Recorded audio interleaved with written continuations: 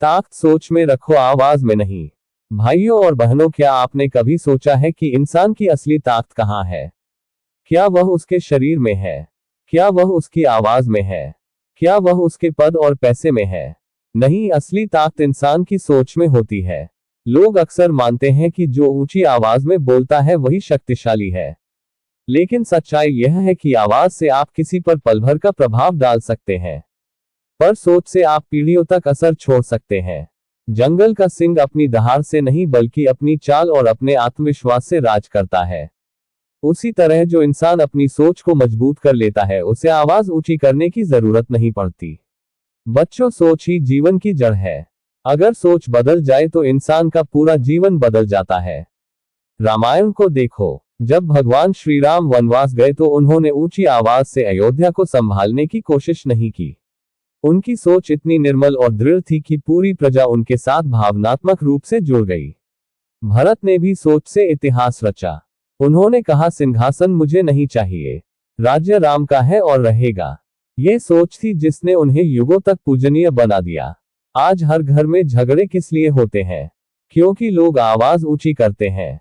अगर आवाज से कोई समस्या हल होती तो दुनिया की सारी समस्याएं अब तक खत्म हो चुकी होती। लेकिन समस्याएं वही हैं क्योंकि आवाज से नहीं, सोच से समाधान आता है। बच्चों, याद रखो, आवाज केवल कान तक पहुंचती है, पर सोच दिल और आत्मा तक पहुंचती है। समुद्र गहरा होता है इसलिए शांत रहता है। तालाब उथला होता है इसलिए शोर करता है। जिस इंसान के पास विचारों की गहराई होती है उसे अपनी आवाज ऊंची करने की आवश्यकता नहीं होती। आजकल समाज में यह आदत हो गई है कि जो ज्यादा चिल्लाता है लोग सोचते हैं वही सही है। परंतु समय के साथ सच सामने आता है। जो सोच से जीतता है वही स्थायी होता है।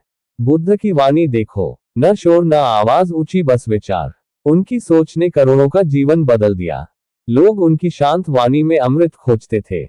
एक राजा था, उसके मंत्री ने कहा, महाराज, अगर आप जनता को डराना चाहते हैं तो ऊंची आवाज में आदेश दीजिए।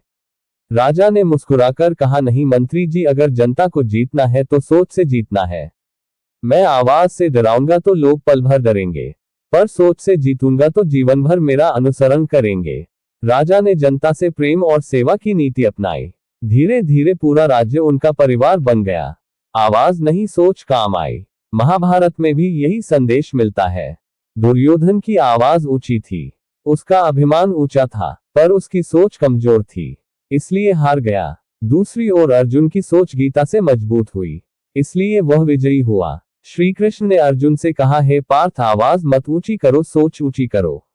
यही गीता का मूल संदेश है। बच्चों, सोच की ताकत से आप जीवन का हर दरवाजा खोल सकते हैं। सोच को यदि नकारात्मक बना दिया तो वही आपको गिरा देगी, और यदि सकारात्मक बना दिया तो वही आपको भगवान तक पहुंचा देगी। संतों का जीवन देखो, वे चिल्लाकर नहीं समझाते, वे सोच की शक्ति से बदलते हैं। उनके विचार, उनके मौन और उनके आशीर्वाद से लोगों का जीवन बदल जाता है। तुलसीदास जी को देखो, उन्होंने रामचरितमानस रची, न ऊंची आवाज से, न धनबल से, न सत्ता से, केवल सोच और भक्ति से। उनकी सोच ऐसी थी कि आज भी करोड़ों लोग उससे प्रेरणा लेते हैं। संत कबीर ने कहा था कि धीरे धीरे रे मना, धीरे सब कुछ होए। माली सींचे 100 घड़ा, ऋतु आए फल होए। ये सोच का ही तो बल है जो हमें धैर्य सिखाता है। आजकल लोग जल्दी गुस्सा हो जाते हैं, तुरंत आवाज ऊंची कर लेते हैं, सोचते हैं कि ऐसा करने से सामने वाला डर जाएगा। लेकिन बच्चों, गुस्से से कभी भी कोई संबंध मजबूत नहीं होता, बल्कि टूट जाता है। अगर आवाज से ही सब कुछ होता तो घर घर में शांति होती। लेकिन जहां आवाज ऊंची होती है वहां दिल दूर हो जाते हैं। जहां सोच ऊंची होती है वहां दिल जुड़ जाते हैं। गांधी जी को देखो, उनकी आवाज ऊंची नहीं थी, उनका शरीर कमजोर था, लेकिन उनकी सोच इतनी प्रबल थी कि अंग्रेजी साम्राज्य हिल गया। अहिंसा और सत्य की सोच ने उन्हें महात्मा बना दिया। ये है सोच की ताकत। भाइयों और बहनों, याद रखो, जो सोच से जीतता है वही सच्चा विजेता है। आवाज से लड़ाई होती है, सोच से समाधान होता है। आवाज से दीवार खड़ी होती है, सोच से पुल बनते हैं। आवाज से आप दूर करते हैं, सोच से आप जोड़ते हैं। तो बच्चों, अपनी सोच को ऊंचा बनाए, अपनी आवाज को शांत बनाए, जब आपकी सोच ऊंची होगी तो बिना आवाज ऊंची किए लोग आपकी बात मानेंगे और आपके साथ खड़े होंगे। यही जीवन का सत्य है। यही संतों का संदेश है। और यही इस प्रवचन का सार है। ताकत सोच में रखो, आवाज में नहीं।